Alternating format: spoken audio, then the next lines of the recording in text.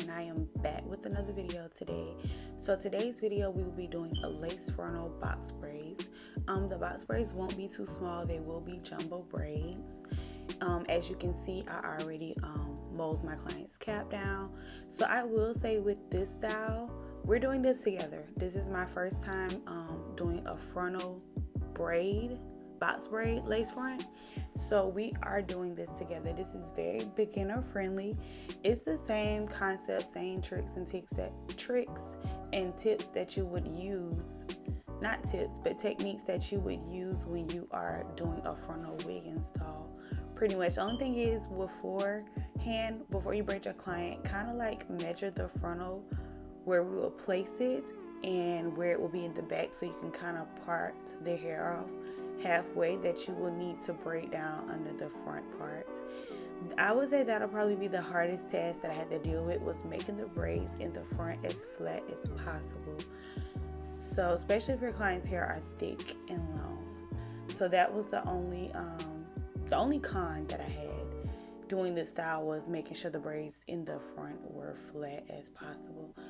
So I'm gonna go ahead and melt my cap down some more, and then I'm gonna take the makeup, the same routine, blend the cap to her skin tone, and then we'll get started with laying this lace.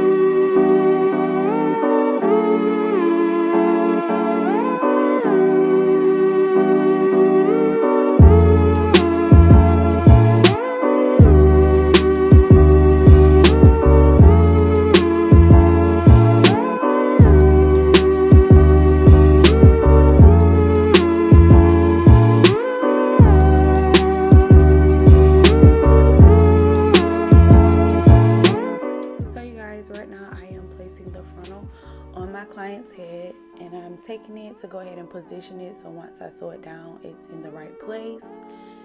So when I got to the back, I went ahead and part right above the trim line of the lace so that I can sew it down. So that extra trim from the lace, I will be cutting that off because I do not want that to be showing when I go to do the box braids and blend it with her natural hair.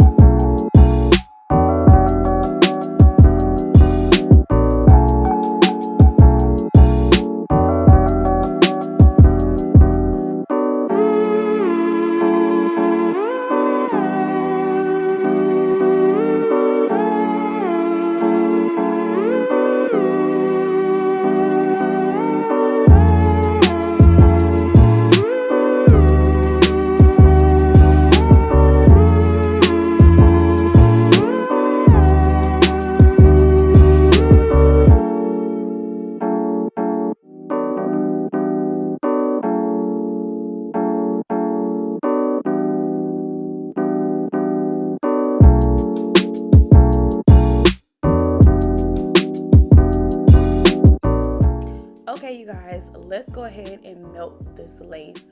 So I'm gonna go ahead and use my bow hole, and of course I'm gonna do my little glue dots as usual. If you saw any of my previous lace videos, it is the same routine.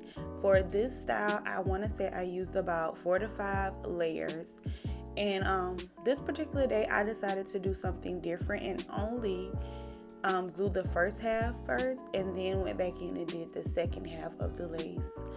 It was okay, but I think I prefer to just do it all at once and let it dry at the same time versus doing one half and the other half. I know a lot of stylists do that, but yeah, I prefer to do my glue from ear to ear. So we're gonna go ahead and do that, lay this lace, and then we will start box braiding this lace frontal.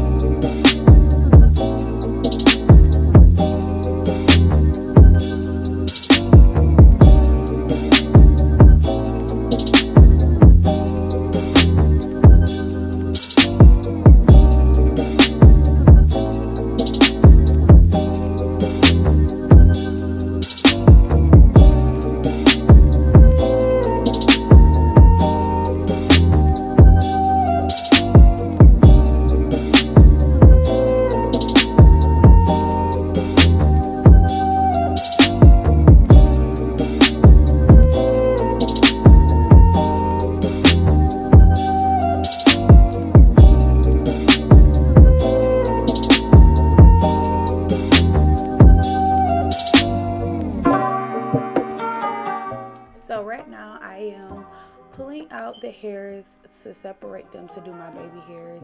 So I just took a thin line across the whole frontal to separate my baby hairs, and then I'm going to take my elastic band to melt it down while we start the braid process.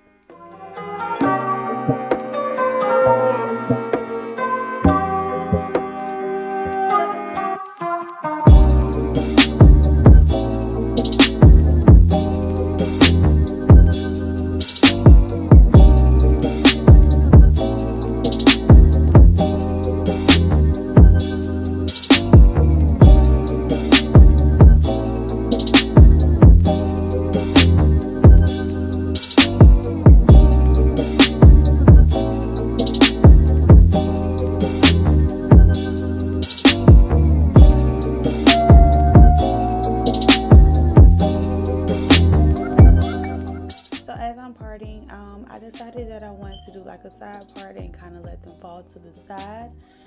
I also part a thin line of hair in the back to kind of get rid of that demarcation of where the lace stops and meets with her natural hair.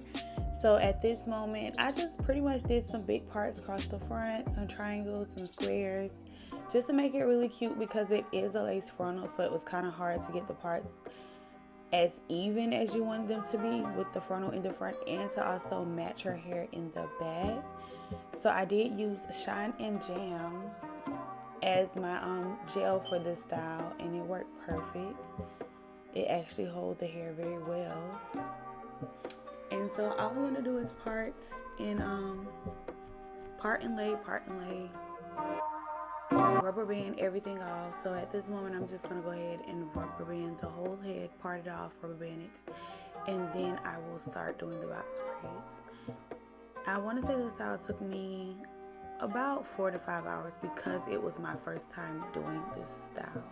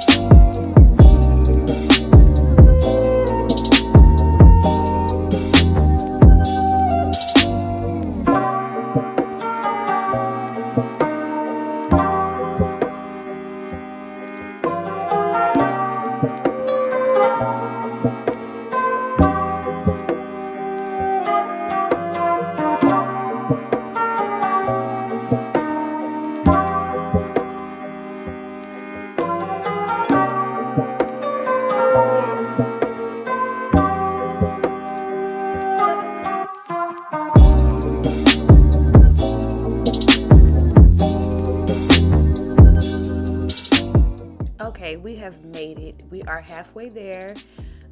All the parting is done in rubber banding. So now it's time to start box braiding this hair. I want to say she probably had, I don't even think she had 20 braids on her head. So it's very simple. It's very beginner friendly. I will say that, you guys, it's not hard at all. If you know how to lay a frontal, you're gonna do great. The only thing I would say is just that demarcation where the lace stops and her natural hair begins. Just kind of take your time to blend it as best as possible, parting it, and then you can go back in with makeup and kind of get the parts to line up even to look natural and blend with her hair. But that is the only con with doing that style. With doing this style is that demarcation where the lace stops and then her natural hair begins. It's making it, you know, not detectable as possible. So yeah, I'm gonna go ahead and box braid the rest of her hair off, and then I'll be back with the end result. And yes, with this style, I am gonna do dramatic baby hairs. It's not my first time doing dramatic baby hairs, but I don't do them often. So stay tuned for that part.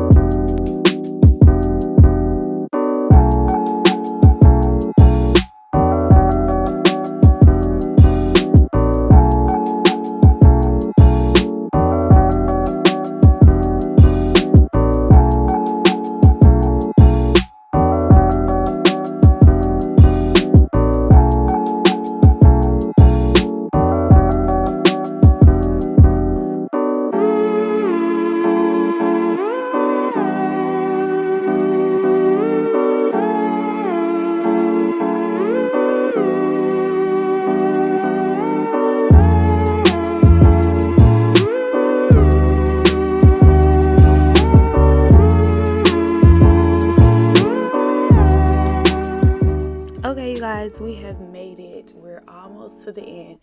So I've finished the box braids. Right now I am going in and I'm plucking some more hair out to thin out these baby hairs, just so they won't be too thick. So once I do that, I'm going to go ahead and cut them a little shorter, but don't cut them too short, because lately I've been doing the technique where you go ahead and curl them before you mold them. So I take my smallest curling iron and I will curl the baby hairs in the front. Then I will go in with my razor and cut them shorter to the desired length that I want them to mold my baby hairs. I will tell you that curling them first does help you swirl the baby hairs better. So I do like this technique and I've been using it lately. So I do like it. So I hope you guys, if you haven't tried it, go ahead and try it. I think you would love it too. If you're having a hard time swirling your baby hairs and even doing baby hairs, so this does help to curl them first.